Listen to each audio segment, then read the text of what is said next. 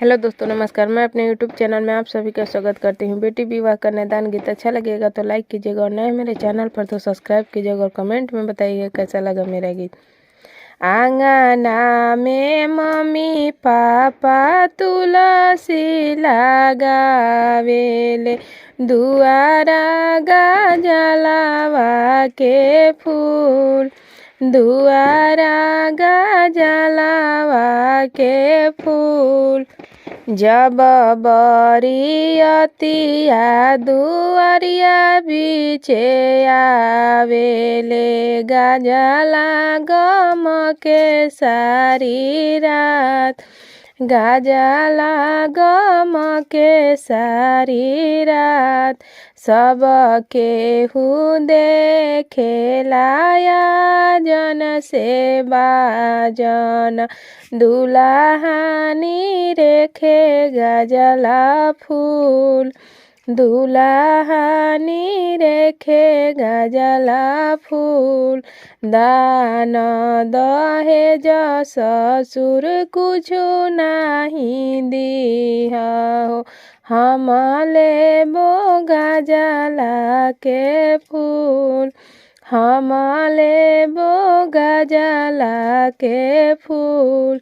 दान दहेज बाबू सब कुछु देबो हो, नहीं देबो गजला के फूल, नहीं देबो गजला के फूल।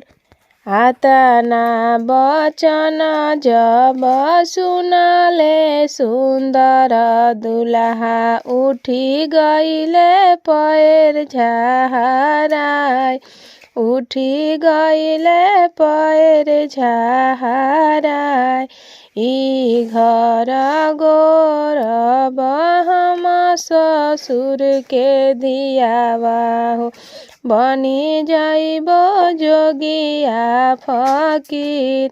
ई घर छोड़ब हम ससुर जी के धियावा हो, बनी जाइबो जोगिया फकीर, बनी जाइबो जोगिया फकीर।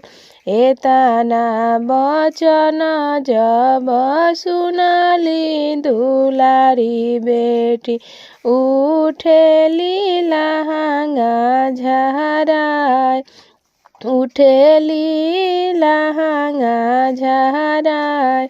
दान दहेज पापा कुछु जानी दीहा हो, देई दीहा गजला के फूल, देई दीहा गजला के फूल।